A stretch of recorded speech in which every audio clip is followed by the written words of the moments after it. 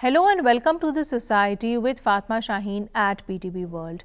They say that the true measure of any society is gauged by how it treats its very vulnerable members. And by vulnerable here, we do mean the elderly population and of course our elderly parents too. Now, despite the fact that the issue of parental abandonment or parental neglect or abuse has been on a surging high in Pakistan, and despite the fact that reports also suggest that almost 20% of elderly individuals suffer from neglect by their children. Unfortunately, this is a social issue which isn't much talked about. Today on our show, we'll be talking about this growing issue of parental abandonment as it does exist in the Pakistani society. In this regard, more particularly, we'll be talking about its various multifaceted root causes, one of which is of course lack of financial resources, because of which people say that they can't in later age support their parents. Another of which is of course the impact of social media, the way it has impacted our family structure and family dynamics, so to speak. And in this regard, whereas of course we do talk about the role of social media, whereas we do talk about economic struggles, what is equally important is of course the socio and cultural norms which a lot of people do attach in taking care of their elderly parents. This and much more we'll be talking about during the course of today's conversation. Overall, we'll also be talking about the solutions to this very social menace, whether the solution then lies in state coming up with the requisite interventions, whether the solution then lies on of course the responsibility which is vested with the civil society and the education institutions, or for that matter whether this is a responsibility which we as a responsible society need to collectively execute. This and much more to follow on today's show, that too with a very eminent panel. Let me introduce you to my today's panel. My first panelist for the show today is Ammar bin Salim, who's a youth activist alongside being a podcaster. Assalamu alaikum ji and welcome to the show. Thank you very much. Alongside him, I have Ms. Amna Chuktai, who is a senior educationist. Assalamu alaikum ji and welcome to the show. Thank you. And my third panelist for the show today is Ustaz Waqar Nawaz Saab, who is an Islamic scholar. Assalamu alaikum sir and welcome to the show. Walaikum assalam. Thank you very much. You're most welcome. Now, to get the conversation started with you, Ammar, we must address this very fact that a lot of times we see that parenting style, whether it is authoritative in nature, whether it is more permissible by nature, one way or the other does impact the way children treat their very own parents, that too at a later stage in life. But as a young person out there, as a child yourself, would you agree that when it comes to the upbringing of children, when it comes to this issue of parental abandonment, at some level or the other, one's parenting style is also a factor which influences the same? Fatma, while there must be multiple other reasons that would come into play as to how a family would pan out to be in the future, if you cut to the heart of the question, I think that is what the core problem is. Right. Regardless of the fact if you go overly authoritarian, if you go overly democratic or go laissez-faire with them, I think when you overdo something, it's going to have a different sort of an impact on how the family is going to be. And also the dysfunctionality of any family doesn't happen overnight. It's going to take its time. It's going to take its toll later in life, of course. So first of all, how it's going to pan out, the parents wouldn't talk to each other, wouldn't talk to the kids, and the kids wouldn't talk to the parents.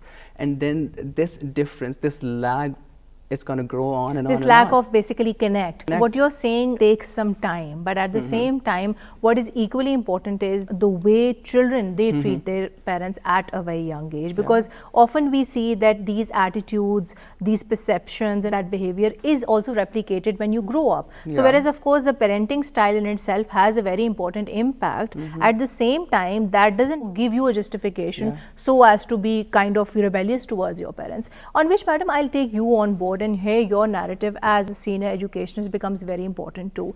What role do you feel does upbringing of children actually impact, or for that matter play, when it comes to dividing their responsibilities with regards to caregiving? Because here again, gender roles, they assume a lot of importance. More often than not, we see that women, they are given that responsibility of looking after their old and elderly parents. The men, they are supposed to be only the breadwinners of the family. Yeah. So a very valid question. You know, that what happens is generally that the upbringing of the parents in our society focuses more on giving to girls the responsibility of looking after the children, of looking after parents at a very young age, and then the same is expected as they grow, and they may go on in their own lives, yet that expectation remains there. So what matters is that the parents understand and realize that they need to train and guide their children into taking responsibility as a love and passion for the parents, and not as a sense of responsibility only for the sake of responsibility. Right. But here, madam, it's equally important to also pinpoint the fact that we can't ignore the fact that, like you very rightly so mentioned, that gender roles here have a very important role to play. But do you not feel then at some level it also becomes a matter of individual preferences? Like if, for example, a daughter is more attached to her father, she will definitely take more care of her elderly father as opposed to the mother. So individual preferences and your individual relationship with both your parents, that is also a very important consideration here then. I think we rely too much on Oedipus complex, you know. So it's a kind of a societal role as well as a myth also. It's not necessary that only the girl would be more connected with the parents and the boys will be more connected with the mother. No, it's how that love is shared from the very beginning with the child, and how that reciprocation, it's a reciprocal affair, you know. Right.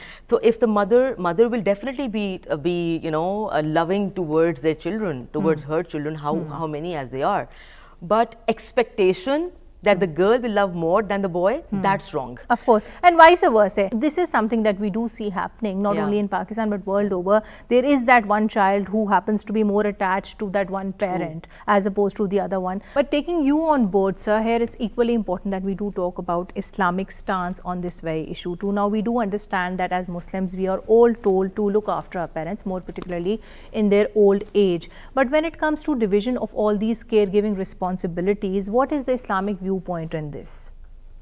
Bismillah ar-Rahman ar-Rahim. Thank you, Ms. Fatima. You're most welcome. For sharing this important topic. The thing is that we as Muslims, we need to understand first, and the foundation of our life, it begins with the Quran first, followed by the Sunnah, right? And then the actions of the Sahaba, and then the teachings of the scholars and so forth. And what is happening now is that people are considering their own experiences as the primary factor. So you see, like I'll give you an example. For example, if we look at the Quran, and it is Surah Bani Israel, for thy sustainer, that is Allah, has ordained that you shall worship none but him. So this is worshipping Allah only. And do good unto thy parents. So here Allah subhanahu wa ta'ala is saying, now the statement is that worship none other than Allah and be good to your parents. Now we look at another verse of the Quran, that is Surah Baqarah and verse number 83. La ta'buduna illa Allahi wa bil walidaini ihsana. That is, you shall worship none but God, and you shall do good unto your parents. So if you look at these two verses, Allah subhanahu wa ta'ala put his worship and has put the goodness to the parents with it. Right. So, but then it includes basically both the male child as well as the female child. But what happens when either of them, or for that matter both of them, they get married? Does this responsibility then shift on to the respective son-in-laws or daughter-in-laws? This is, there's no 1 + 1 answer to that. Because every family has its own fabric. The network because as every individual is different, so many different individuals, when they join together, come together, they make a different fabric or a network. So therefore, in every situation, number one, you see, that's why I'm saying is very important in terms of a Muslim.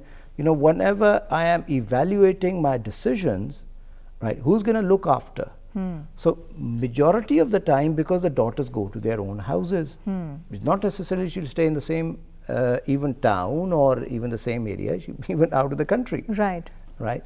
So she is a little more flexible. The responsibility more goes on the Male child. boys, because they many a times remain with their parents. But sir, then there are also many of those who actually emigrate, they leave the country, leaving their old parents behind. On this, we'll also take the cultural narrative here, because it also has a socio-cultural narrative to it too, because a lot of times we see that women, even after they get married, they willingly do want to look after their old parents, but of course the way the society works is that they are made to give precedence to their marriage and of course to their marital obligations first. How then can they, Ms. Amna, strike that balance between looking after their husband and of her children, but at the same time not ignoring her elderly parents?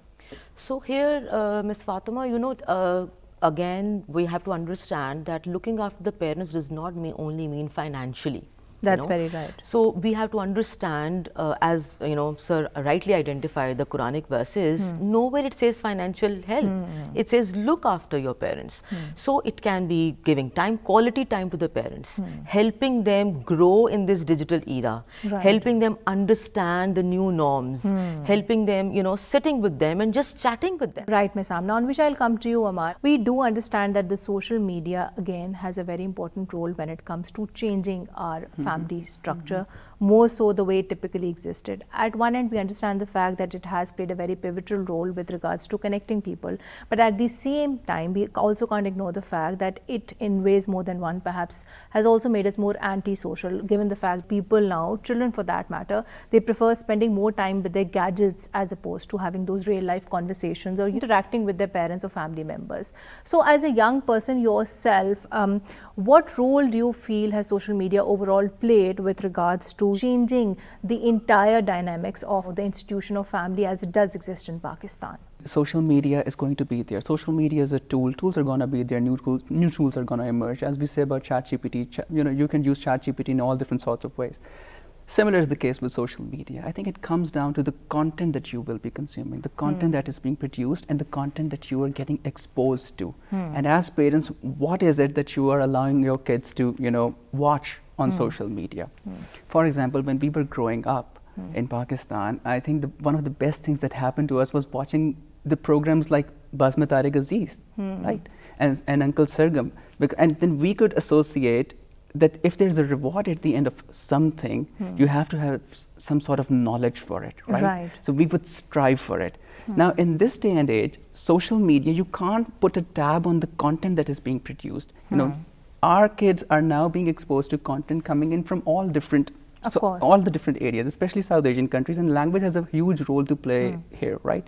Because, you know, so for example, if we understand Urdu, that means that we're also understanding Hindi. And if you look at the cartoons being produced, if you look at the television serials being produced, and if you look at the dynamics of their culture, they're way different than ours.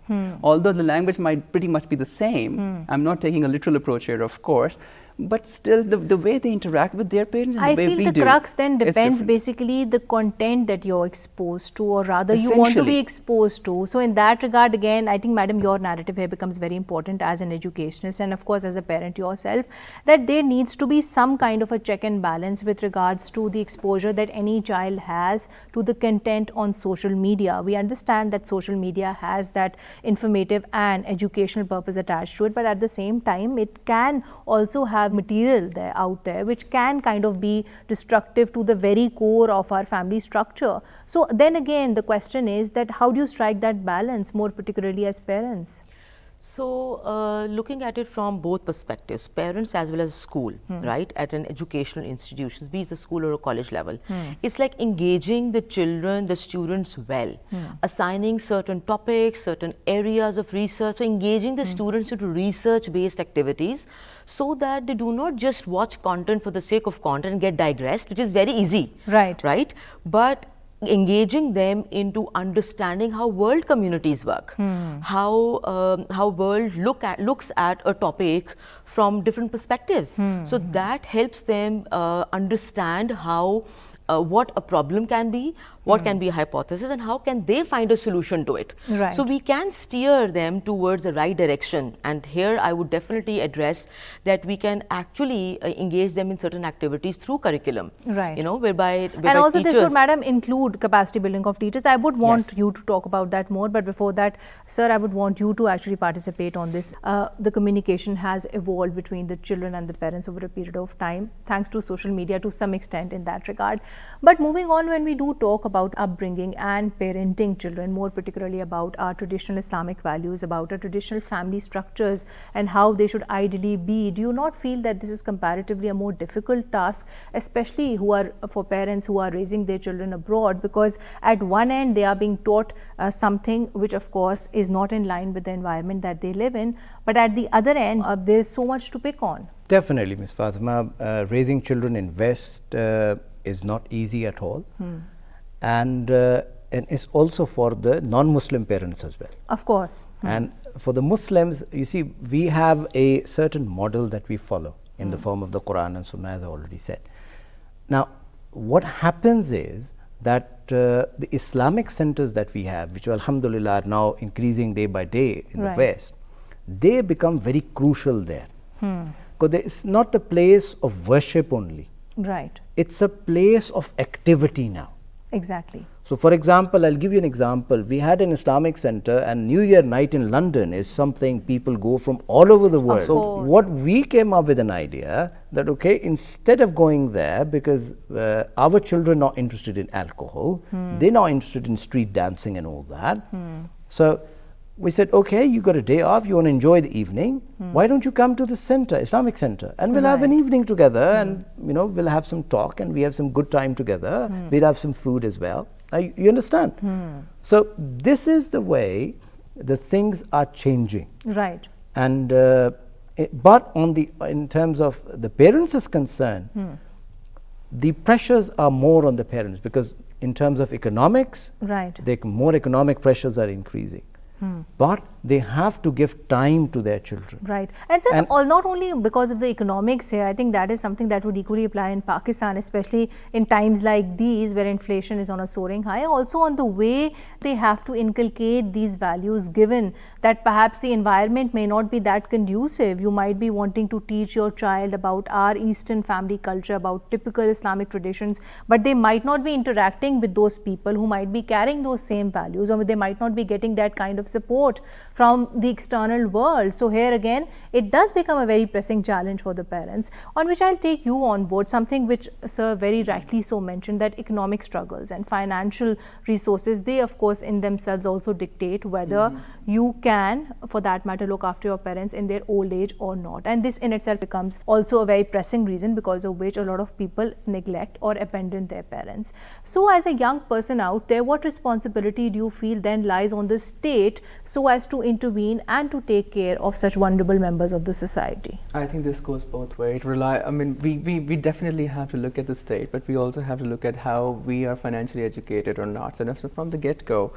it's my responsibility to be more educated as to how I'm going to manage my finances for the old age. And I really wish that our older generation they were taught the same thing as well, because one no, people do have their retirement plans and years in advance now. Well, yeah, that's absolutely correct. There are multiple agencies and products as well, commodities too. But I think at the same time, at a large and massive level, when you talk about the entire country, rather talk about the South Asian countries, you wouldn't find that at a massive level, right? There would be a very small chunk of people who would be financially aware, and they would be, they would have planned their retirement age as well. But do you not feel here then that in cases like these, they should be provided with cash assistance, or for that matter financial assistance, but also with regards to ensuring that economically that they are taken care of, perhaps access to the right job opportunities as per their age? Well, if you're talking about the older people, I don't think they'll be up for jobs and for all of those Why things. Why not? There are so many people out there who are in their 70s, they are still working, there are so many professors, there are so many doctors. The nature of the work changes, but abroad as well, and sir, you would agree with me on this. The whole system is such that if people in an elderly age, they want to work and they are fit to do it, they can do it. If you are aware of the digital technology, because the world is moving quite digital these days, then you can work remotely as well. Right. I mean, this is something that my father does, but I think he has the privilege of having gone through that sort of education where he can work and can work with international companies and make money. But at the same time, when we generalize the situation, I think this wouldn't be the case. However, I think there are support programs, especially if you look at the US, if you look at the welfare countries like Canada, there are support programs that help the elderly in the ages when they require cash assistance. But something like that being done in Pakistan would make the economic structure of the country unsustainable. Right, Amar. But sir, coming towards you here, we must also talk about this from an Islamic viewpoint. Something which he earlier mentioned is extremely important, and on this I would want your viewpoint as well. When we do talk about looking after parents, we do understand the fact that there are circumstances and cases where children want to do it, but because of a lack of financial resources or resources otherwise, they perhaps might not be able to do so, and they perhaps might, as a consequence, also take their elderly parents to old homes. So how is this entire concept seen in our religion? Okay, let me quote a verse of the Quran. It's a very important issue that you've raised. Allah subhanahu is the same verse of Surah Bani Israel, verse number 23, and Surah Bani Israel is Surah number 17. Should one of them or both of them attain the old age in thy care, so they have reached the old age, and never say or uff. The word in the Quran is being said uff, right? Or to them, or scold, do not scold them, but always speak unto them with reverent speech. Right. So these are the principles. You see, the parent's going to get old.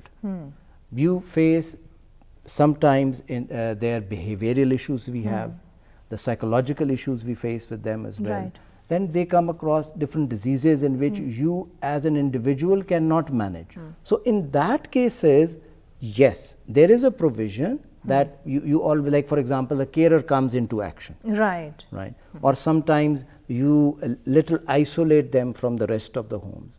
And if that's not even possible, that's where the old homes comes into action. You send them there because you see they need now, it's a special case and they need special care. Right. And by special people, like professional people, like psychologists, doctors and all that in that reference. So in that aspect, yes. But if some people say that, okay, now because you see you have reached a point, your parents have helped you come to that point, and now it's your time to pay back, right? Now, when I say pay back, in terms of barakah.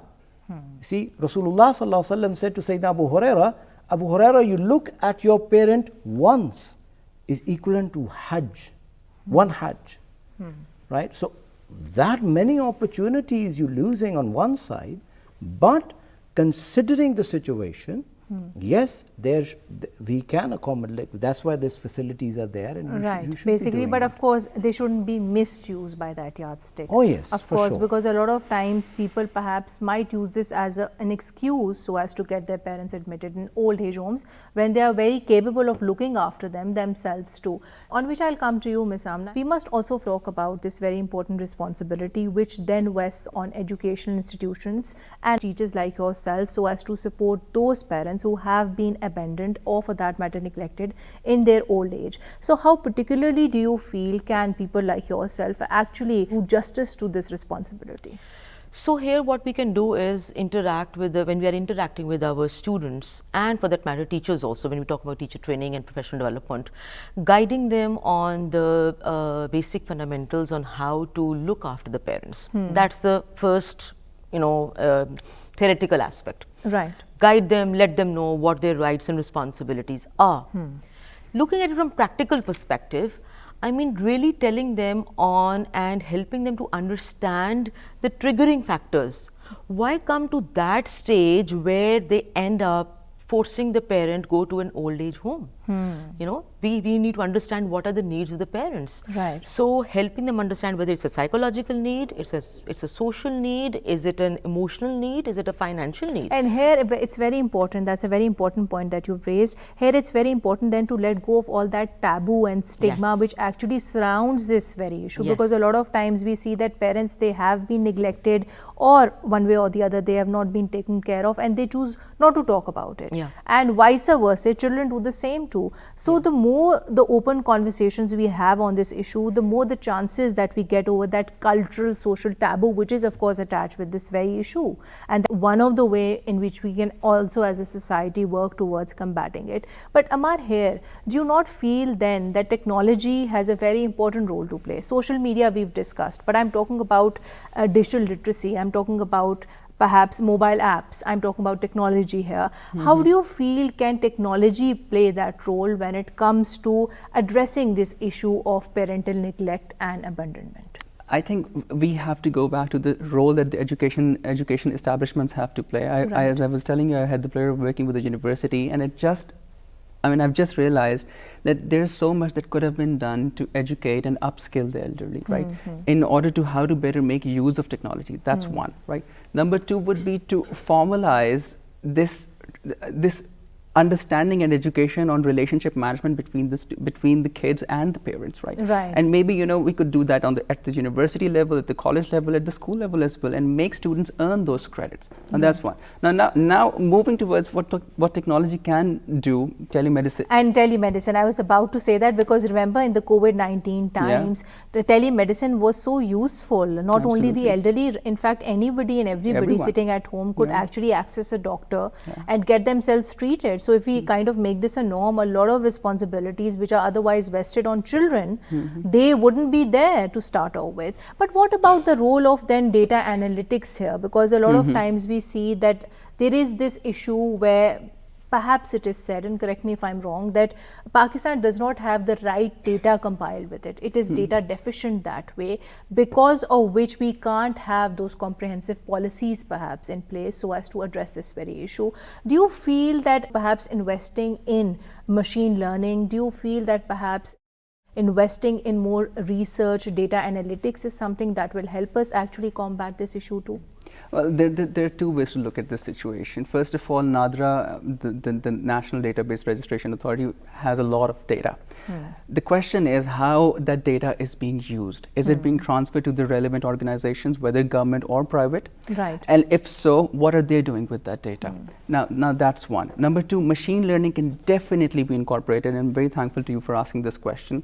Machine learning can actually help us collect data on certain touch points, right? For example, what is a person's age, what are their dietary needs, what are their medical needs, how many kids do they have, how geographically dispersed these people are, what age bracket do they fall in. On the basis of that, predictions can be made as to what sort of medicines are they going to require, what are their pharmacy needs, what are their nursing needs going to be, what are their emotional needs going to be. And this is something which can possibly help us work towards prevention of parental neglect, abuse, or for that matter abandonment, which you very rightly so mentioned, because as they very rightly say that prevention is better than cure. So if you're preventing that issue, then that issue is not going to happen in the first place. On which I'll come to you, Waqar Sahab, and here something on which I would want you to comment is the fact that a lot of times we have seen that unmarried women, unmarried daughters, they are made to look after their parents, that too for such a long time that more often than not they also pass their marriageable age. So what are your views on such situations?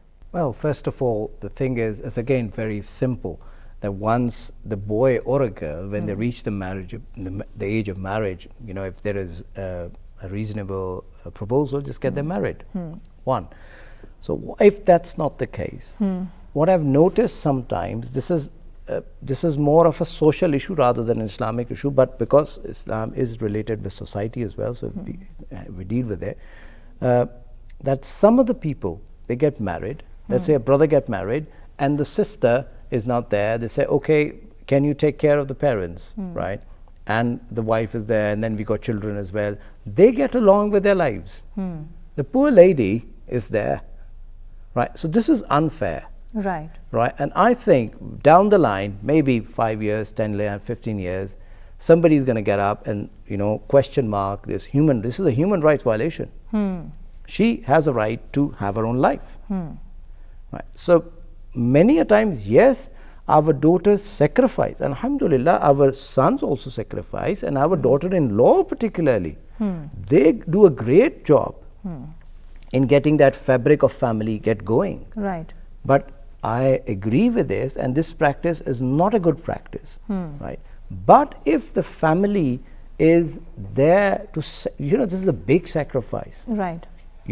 Many people sacrifice their profession, many people sacrifice their activities, right? They don't do any social activities, only why? Because they have to take care of their parents. Right.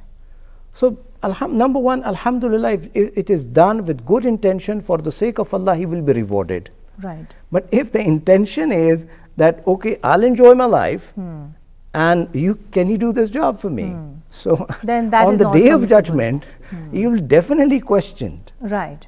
Right. So And- this is why I wanted to get clarity on this Yes. particular issue, because this is something which has become very common now over a period of time. The cultural aspect we did talk about earlier on, but this is also has a very important Islamic narrative to it too, which rightly so you very comprehensively explained. Coming towards you and moving towards the end of the show, it's very important then to also talk about your role as somebody who influences social media as a podcaster, and how particularly do you feel then can storytelling and building narratives, more particularly through podcasts, through radio, they in themselves play with regards to creating more compassion and empathy in the younger generation today, more particularly when it comes to treating their parents with respect? I think we have a remarkable role to play. There's a huge space in that area, and I say that because I've not come across many influencers talking about this issue. This is a very apt concern. I have seen them talk about things that are going to make them popular, myself included. But the responsibility, as you mentioned, definitely falls on our shoulders. What we can do is, of course, we will be creating awareness about that. We will talk about how education can play a role in that. But I think it's important for social media influencers to go to those shelter homes and see how the parents are doing in the absence of the kids and in the absence of the care that the kids could have provided. Exactly. And if I were to just take another minute and go back to the point that Ms. Amna made, I think, yes, there is a certain time, till a certain time in life, I think you go for financial freedom, you go for financial strength, and you strive hard for that. But after you've passed a certain age, then you're not looking for further financial strength. Right. You're looking for relationships. You're looking for someone to just talk to you. You're looking for somebody perhaps to cherish, somebody who Absolutely. values you, somebody who Absolutely. respects you, and the elderly, it goes without doubt, they are the fountain of any society, as they very famously say. On which I'll come to you, madam, and before we conclude today's show, I think here your narrative, but with regards to the Pakistani media, and by media here, I'm particularly referring to Pakistani dramas, Pakistani theatre, even films for that matter. How do you feel can media here then play that role, which it ideally must, so as to raise awareness on issues like these? Because we have seen time and again Pakistani dramas being made on issues of social importance, be it issue of child abuse, be it issue of sexual harassment, even for that matter acid attacks. Yeah, very important. Social media and media, very important for them to play this role, drama, theatre, street theatre, and we can actually reach out to the rural areas through street theatre. Very I've been right. part of street theatre and I've done it, and I've even I've had experience of working and sitting with people in the old age homes and trying to understand how do they feel when they are there. So it's a very mixed opinion. So it's important for us to understand that we have to produce such content which really guides the public overall, all cadres of public, all age groups on this burning issue. Right. So be it drama, be it local languages, not Of just course. in a national language or not just an international language. Let's go to the grassroots level, create content which is in the regional local language which general public can understand also. Right, and make that viral. Yes. Right, Ms. Amna. On which I'll come to you, son, before we conclude today's show. A very important responsibility also rests on people like yourself, like Islamic scholars, who do have that responsibility vested upon themselves, so as to not only educate but also sensitize the younger generation when it comes to creating compassion, of empathy towards the elderly population in the country. So what role can people like yourself play in this regard? Very good point, Ms. Fatima. You see, the imams or the Islamic scholars or the teachers for that matter, they play a very important role in there. And nowadays, the teachers are becoming major influencers, and now in fact they have been taken over a little bit by the social media to some extent. And even in that case, the content of the social media, now we make fun of the values or the cultural, what do you call it, the cultural basis that we have, and we call it comedy, right? And we, you know, this 10 seconds, if you just analyze them. Ji, I agree. Number one is that we need to create content. It's not for the scholars only. If everybody, even the content creators, right, create those contents which project the values of the society, the morals of the society, right? And Islamically as well. If we alhamdulillah, we're Muslim, we are proud to be Muslim, and we do that. And so that's one thing. Then storytelling. Right. Storytelling is something which is not being implemented now, right? It's been considered something foreign. And unfortunately, I am unable to find good storytellers and good story writers for children. So it's very, because they, you know, that's a very important mode of communication. That's a very interesting point, sir, that you have raised, because that is something which sparks a lot of interest, something which you earlier said, theatre, but then that again connects with what sir has also said, that has to be done keeping in mind that you have good content writers, the way it is projected, the script in itself, that should be strong, the message should be very clear, it should be very loud, so that it is actually taken for what it is. On which note, I would like to conclude today's show. Thank you so much, Ammar Saab. Thank you so much, Ms. Amna. And thank you so much, sir, for being here today. Well, to conclude today's show, we generally spoke about this growing social menace of parental abandonment as it does exist in the Pakistani society. We also spoke about the multifaceted root causes of the same. In this regard, when we do talk about the solutions, it's very important to remember that we not only need aggressive laws and policies, of course, to address this very issue, we also need to, at a very basic level, generate intergenerational support in this regard. We also, at a very basic level, need to educate, rather sensitize our younger generation on the need to be more compassionate, on the need to be more respectful, and of course on the need to be more empathetic towards the elderly population. On that note, signing off for today. Until next time, take care. Allah Hafiz.